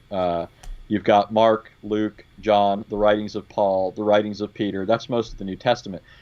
So in terms of embellishment, that's just really early. And most scholars think that you need more time for the kind of embellishment that would have to be true in the case of the New Testament, right, to really say that they've upgraded Jesus. The other problem is that Paul's writings actually were before the Gospels, right? Paul was writing in the 50s. And even before that, if you look at something like Thessalonians or Galatians, but Paul has the highest view of Jesus you could ask for, right? Paul calls Jesus our great God and Savior in Titus 1:13. Or 2:13, he calls him, God who is forever praised in Romans 9:5. He says that Christ in Philippians 2, he says, although existing in the very nature or form of God, did not consider the equality that he had with God something to be used to his own advantage, but humbled himself by taking the form of a servant. So if somebody wants to say that the Gospels are embellishing, goodness, I don't know how you embellish on that, right? If Jesus is God, according to the earliest writer, Paul, there really isn't anywhere to go in terms of embellishment, right? And you could add here a bunch of stuff, right, just historically in terms of Jesus dying for sin, right? all the essential claims of Christianity, that Christ died on the cross, that he was buried, that he rose again, that he appeared afterwards, that his disciples believed he was alive. All of that can be traced back to within a couple of years of the events. And one point that I would add is we're familiar with a lot of the objections, the early objections to Christianity, right? Even if you're saying, oh, but they're included in the Gospels. Well, yeah, that's because the Gospels are responding, or sometimes responding, or drawing attention to objections in order to refute these objections. Guess what? If they're refuting objections against Jesus and against Christianity, then those objections were around there. So we have an idea of the early objections to Christianity. So just by knowing what some opponents of Christianity were saying, you get an idea of what's going on. So when the religious leaders accuse Jesus of performing miracles by the power of Satan or the power of Beelzebub or something like that, look at what they're admitting, right? If Christians were embellishing and saying, hey, we're going to make up stories about Jesus performing miracles, then the response would be like, what are you talking about? We never saw any of that. Stop lying. He's just a regular guy. What are you talking about? He's a carpenter minding his own business. Shut up. Quit making all these stories up. What are you talking about, right? Instead, it's, okay, so he's performing all kinds of miracles, but he's doing it by the power of the devil.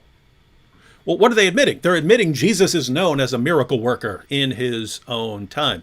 So you have things like that. You have things with with the empty tomb and so on. We know an early response was that the disciples stole the body. Well, what are they admitting? They're admitting that the body comes up missing and so on. So just by becoming aware of the objections to Christianity, what you don't find is, no, you guys are making all this stuff up. You find alternative explanations to account for what they all knew was true. And so even if you just go with that, you find a lot of reliable information that doesn't sound like the Gospels are just making up this stuff about miracles and so on. Let's see. I think I have one more question that you forwarded. Anthony, it is now 9:43. I still have there's still a bunch of questions in the chat, a bunch of questions that I pulled up here. I think we should go into kind of rapid fire mode. I know you like to answer. I know you like to spend 15 minutes answering each question. How about we go rapid fire here? Well, as rapid as we can. And for everyone who's watching, I'm actually planning to be live twice tomorrow. Once should be awesome. 3:00 p.m. I'm supposed to be live with Sam Shamoun and the Apostate Prophet, talking about how Muhammad violated all of the Ten Commandments. AP just posted a video on that recently, and Sam's been writing on this for years. So I'll probably mostly just be hosting this discussion. So how's that going to work? If Sam puts people to sleep and you keep people awake, what's going to happen? That's called a live stream speedball. That's like crossing the streams, right? On Ghostbusters. It's a speedball, man. It's like cocaine, mixing cocaine and heroin, right? Sam puts you to sleep. I wake you up.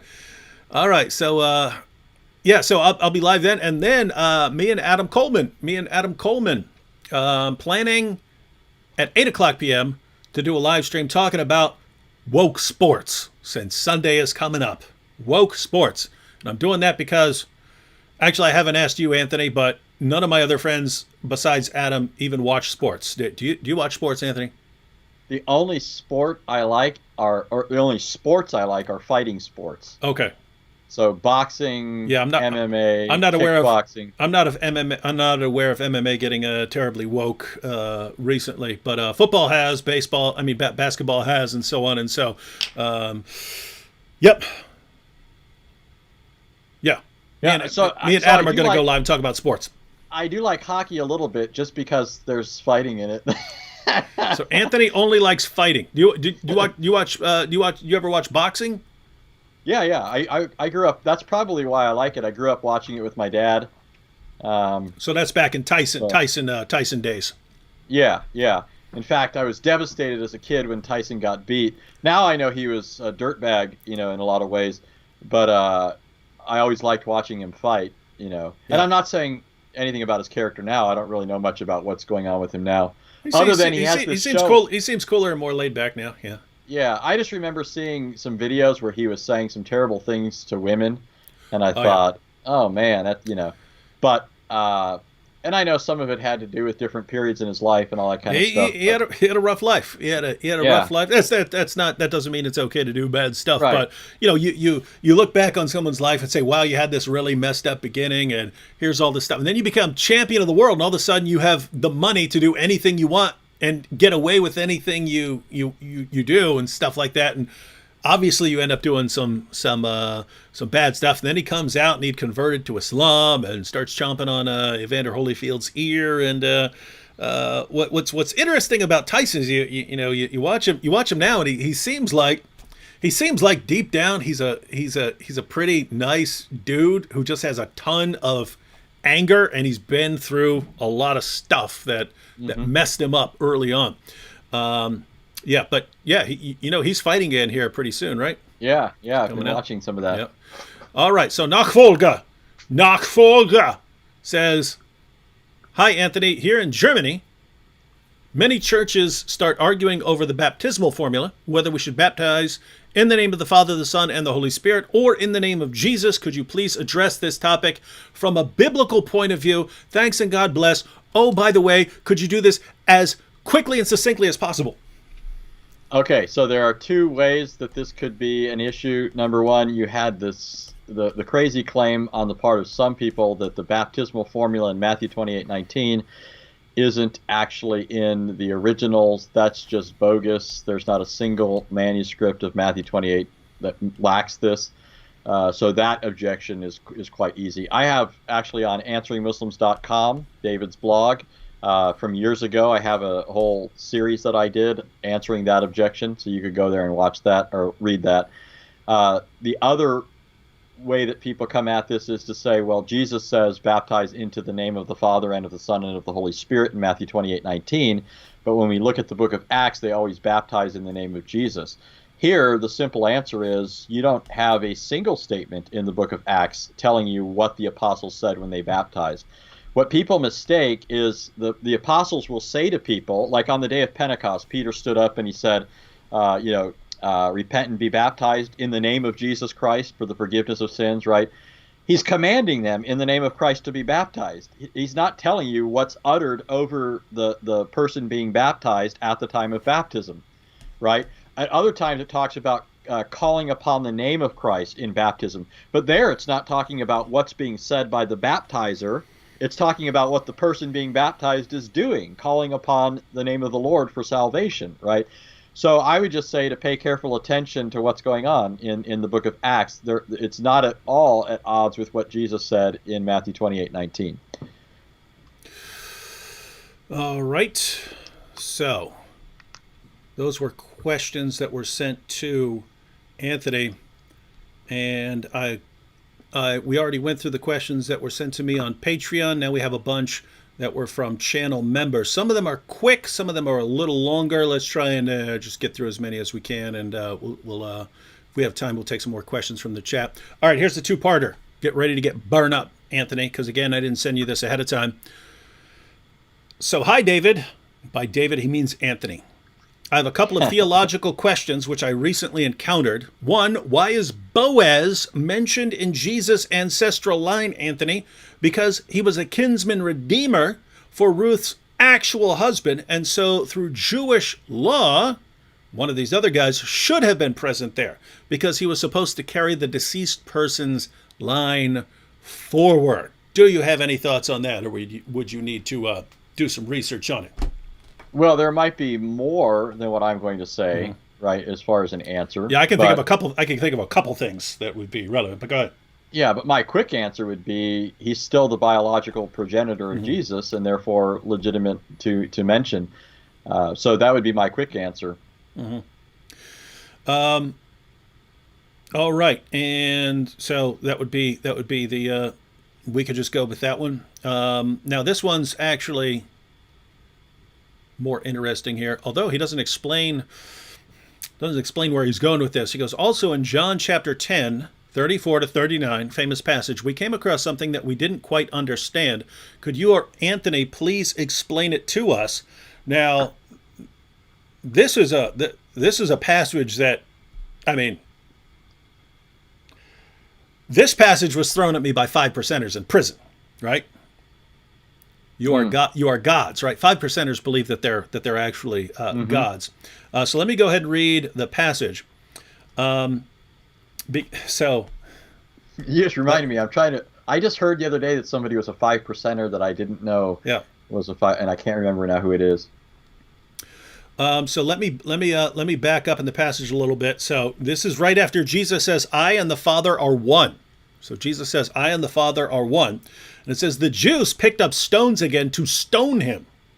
So they understood this as blasphemy. Jesus answered them, "I have shown you many good works from the Father. For which of them are you going to stone me?" The Jews answered him, "It is not for a good work that we are going to stone you, but for blasphemy, because you, being a man, make yourself God." So this is all powerful stuff here. The Jews are saying, based on what you're saying, we know that you're claiming to be God, and so we got a problem here, and we want to execute you. All right. So then we get to the relevant passage. Jesus answered them, "Is it not written in your law? I said, you are gods." If he called them gods, to whom the word of God came, and scripture cannot be broken, do you say of him whom the Father consecrated and sent into the world, you are blaspheming? You are blaspheming because I said, I am the Son of God? If I am not doing the works of my Father, then do not believe me. But if I do them, even though you do not believe me, believe the works, that you may know and understand that the Father is in me and I am in the Father. Again, they sought to arrest him, but he escaped from their hands. So the question here, ladies and gentlemen, is Jesus says, "I and the Father are one." He's been claiming to be the Son, but when he says that he's the Son of God, he clearly means it in a very. It's not in the same sense that I'm a son of God, right? He's claiming that he's the one who raises the dead at the resurrection. He claims that he's the final judge. So he's claiming this in a divine sense. So people point out, saying, they pointed out elsewhere, you're making yourself equal with God. You're claiming to be God. What's going on here? We want to stone you to death for blasphemy. But then in response, Jesus said, "Is it not written in your law? I said you are gods." So Jesus is saying, wait a minute, people in the Old Testament are called gods. So what's going on here? Now, so he uses that as an objection. And so the question is how we understand this. Anthony, let me just give you my understanding. And it's basically the same thing I said when 5%ers brought this up.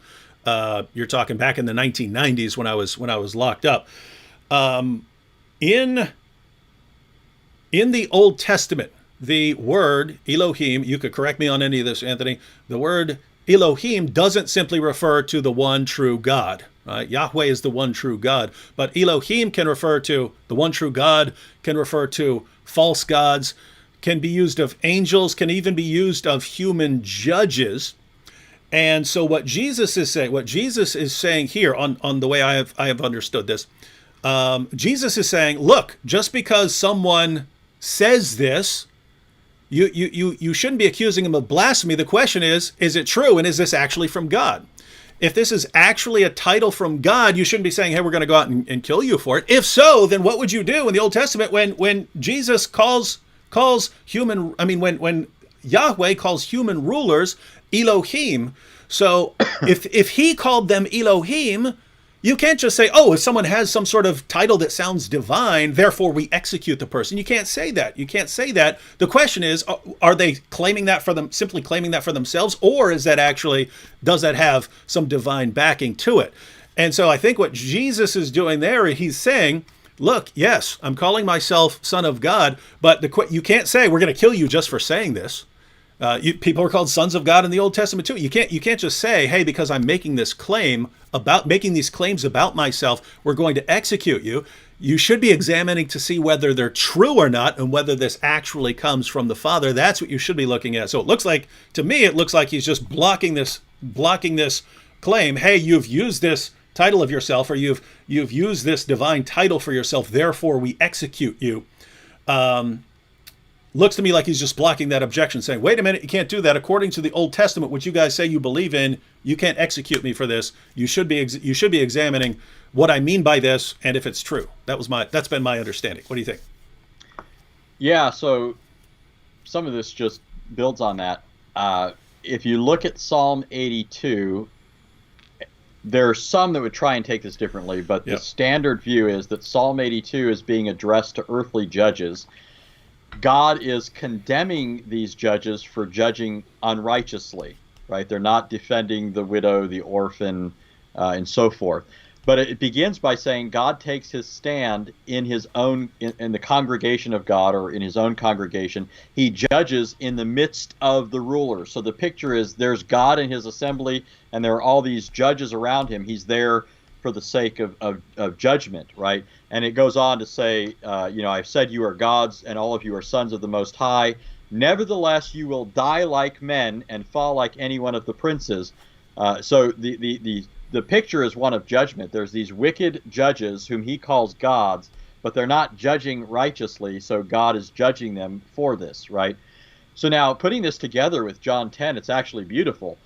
In John 10, guess what's happening?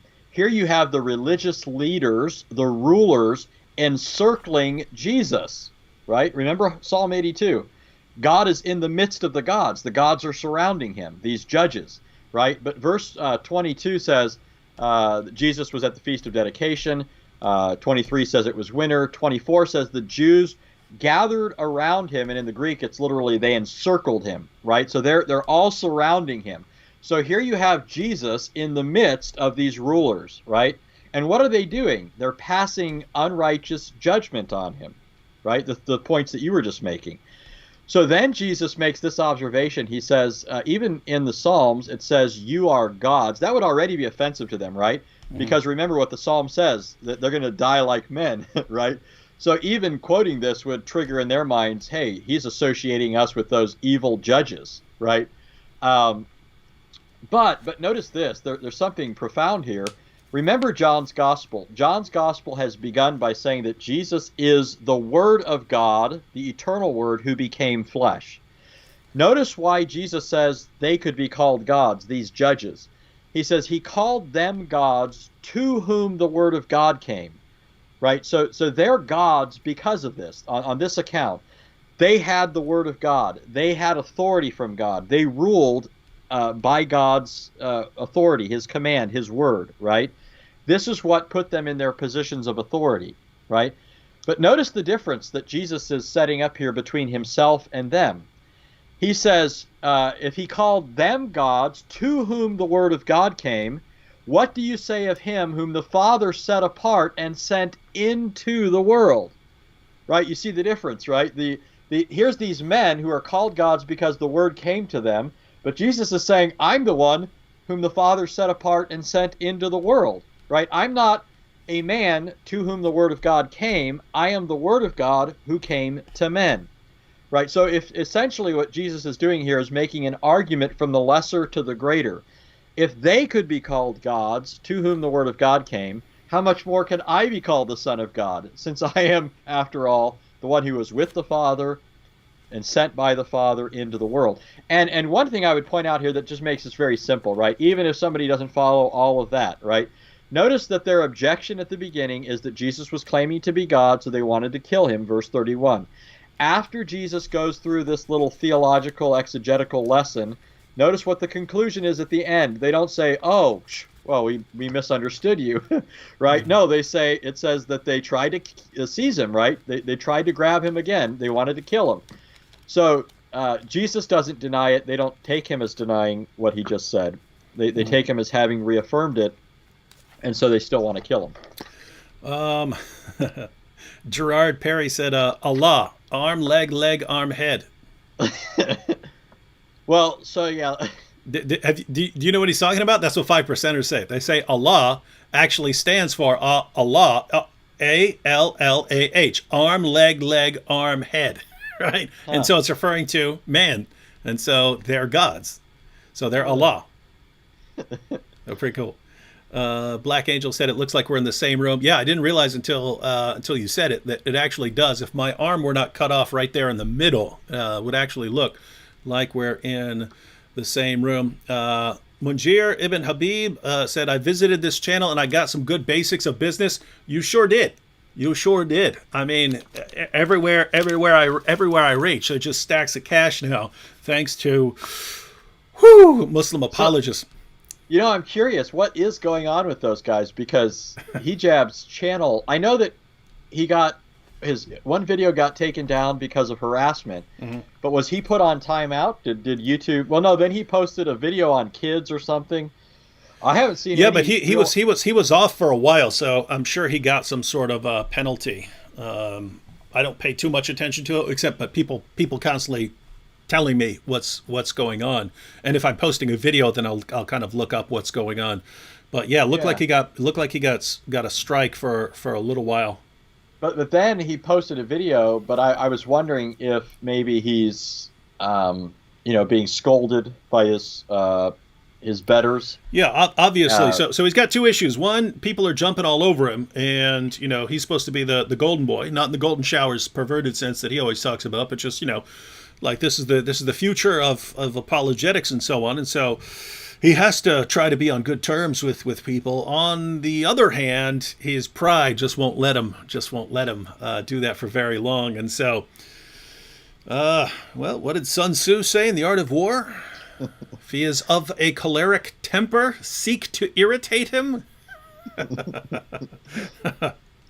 All right. I guess we started about 10 minutes late because of Anthony's technical problems. So let's go ahead and... Oh, you're actually going live after this, aren't you, Anthony? Yeah, 10:30. 10:30. So everyone who wants to continue... What are you talking about, by the way? Let everyone know. I'm going to start a series on Messianic prophecy. That's actually a good and interesting one. So those of you who are interested in a live stream on Messianic prophecy, right after this, so 10:30, Anthony's going to be going live, and we don't know a lot, but we know it's going to be way more interesting than Sam Shamoun's live stream. So just keep that in mind. All right, let's zoom through a couple more real quick. Hexatos said, can you give an update on how Manny is doing? Yeah, Manny he's basically improved nonstop. He still has trouble speaking, but he's walking on his own now. He's basically having to learn to do everything over again. So he's been doing really well. It sucks because the place has been on lockdown because of coronavirus, so no one could come and see him and hang out with him and stuff like that. But I believe he's about to. One of my other brothers, Matt, is about to go take him to his house in Massachusetts, since Manny can perform the necessary functions himself now, right? He can eat himself. He can eat for himself. He can walk around for himself. He's having trouble speaking, but he can basically. He doesn't need to be in a facility anymore, so he'll be going home here pretty soon. And once he's at Matt's house, I'll probably go up for a visit and record a video to give everyone an update like that. Hi, Darius here from Ireland. I would like to know where I can get a PowerPoint presentation which shows differences in the Quran 1924 and old mushafs like Husseini or Topkapi. So basically you're looking for the difference between the Hafs Quran and other versions. But you say you're looking for a PowerPoint. I'm not sure where you can get a PowerPoint. I know that Abdullah Gondal, I'm not sure how to pronounce it, but Abdullah Gondal, he's been on the Apostate Prophets. Matter of fact, no, I can get you can get this right now. If you look up the Apostate Prophets interview with Abdullah Gondal had a PowerPoint. He's not using a bunch of versions, but he's comparing the Hafs and Warsh and showing different Arabic words and so on in those two versions. But I believe he made his PowerPoint available. So that won't be everything you're looking for, Daro, but that will be a good part of it. I'm not aware of anyone who just has, hey, here's a PowerPoint with all of the differences, because that would be a lot. I mean, I think they're up to like 90,000. They've been counting in the different modern versions. So that's not talking about ancient manuscripts even. That's talking about Qurans that are still around today. If you want to toss in manuscripts, yeah, that's going to be a lot. Dimitri Forrest Wood Russian says, hi David, have you heard about this, Anthony? Have you heard about Vissarion, a fake Jesus from Siberia/Russia who was prisoned 2 days ago? All I saw was that a fake Jesus got locked up. That's the extent of what I know. Have you heard about this? No, I haven't. Yeah, so I saw someone posted a video on a fake Jesus getting locked up. So he says he is like Muhammad, fake prophet, Messiah. He also founded his community far away from his hometown. He has several wives. He created dietary restrictions and medical practices in his ummah. And he also has the Book of Revelations, the Last Testament, and he has no miracles. Shocker. And he also used his status for his own purpose. Why all of fake prophets look so similar. P.S. Why didn't you celebrate your 500,000 followers? Well, yeah, I'm actually I am going to celebrate my 500,000 subscribers. I'm just a little behind. So I already had a celebration mapped out. It's just something that I have to set aside a day or two for. So we just haven't reached it yet, even though I'm like 520 something now. I don't know. Behind on the celebration, behind getting started today. I'm way behind on everything. I'm terrible. Sarah Rainey said, "My daughter recently turned 5." All right, you're gonna have to keep this. You're gonna have to keep this short, Anthony. But you're the better one on this. Sarah says, "My daughter recently turned 5. Any insight you've gained from teaching your family about Christianity would be good to hear.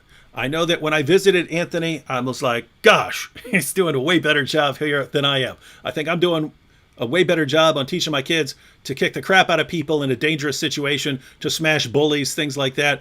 But I mean, my family is just a massive part of like, whatever happens, stay away from drugs, because that's like trying to end that just years. I mean, these what are called generational sins of alcoholism and drug abuse and so on. That's like 80% of my energy as as a parent is trying to keep people away from certain things that have been destroying my family for a long time. But when I go and I visit Anthony, I'm like, wow, what an awesome, cool Christian family going on here. So how do you do it, Anthony? Well, one thing is, so one of the ancient disciplines that Christians used to practice, you mentioned some others before, was catechizing. And that seems like a bad word to a lot of people because they're used to associating it with certain Christian groups, but it's a biblical concept. If you look at Deuteronomy 6, for example, the Shema Yisrael, right? Hear, O Israel, the Lord our God, the Lord is one. And then it says, you shall love the Lord your God with all your heart, with all your mind, with all your soul, with all your strength. And then it says to teach these things to your children, right? Talk about them when you're walking along the way, when you rise up, when you sit down. These are just to be part of your normal conversation. You're talking about the things of God. You're talking about the Bible.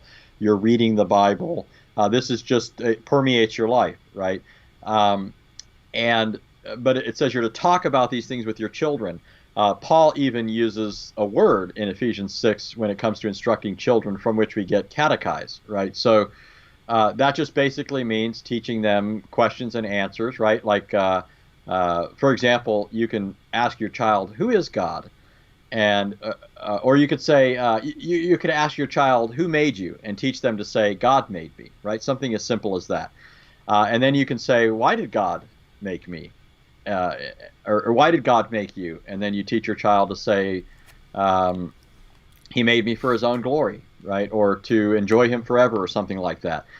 These sorts of things, I mean, I have actually right here in my drawer, I've got these long paragraph type answers that I was, well, I won't pull it out, but I've taught my kids like large portions of things, knowing they didn't understand half of what it was saying, but also knowing that these sorts of things are going to be meaningful to them later. They're going to grow in their understanding of them. It's kind of like if you think of a song, right? There are so many songs I used to sing when I was a kid, and I didn't have a clue what I was singing.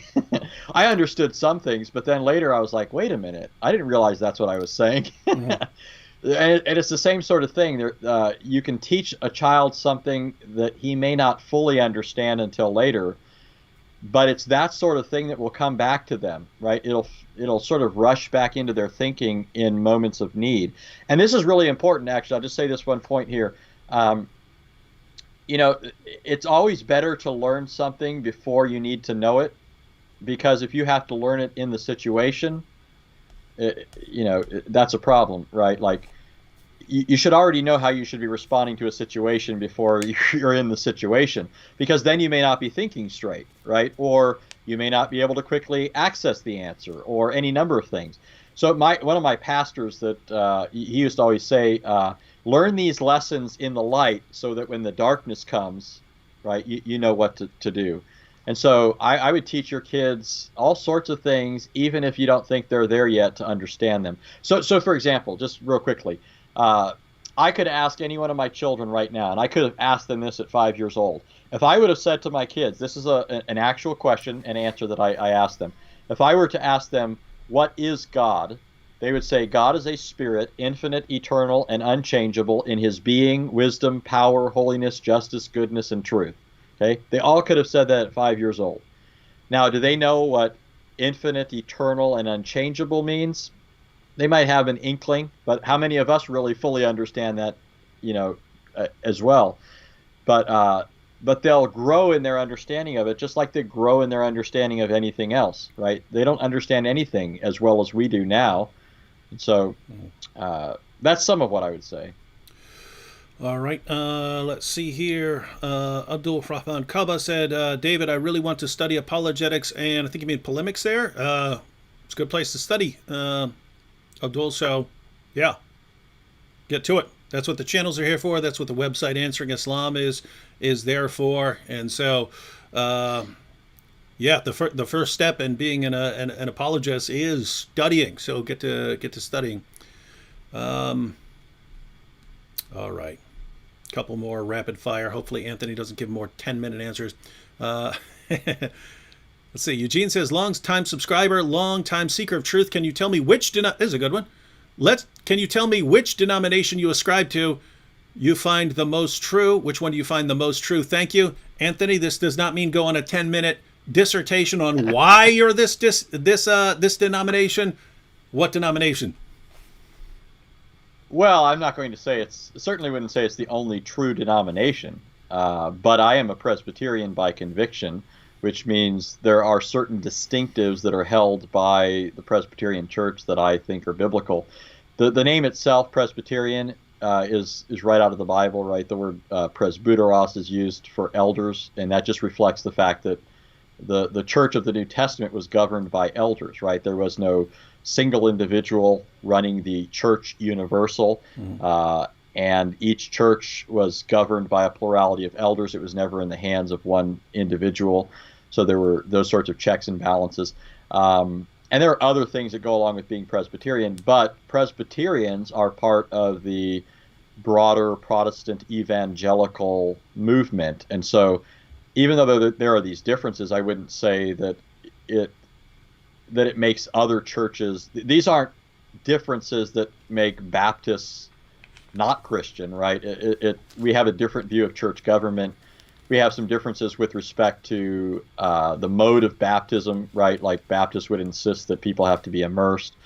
Presbyterians, along with, the early Protestants, all the magisterial reformers, the Eastern Church, the Western Church would say that baptism is legitimately done by sprinkling or pouring as a mode of baptism. Anyways, I don't want to get into all that, but there are differences that I think Presbyterianism is right on, but they're not the sort of differences that I think means other groups are not authentically Christian groups.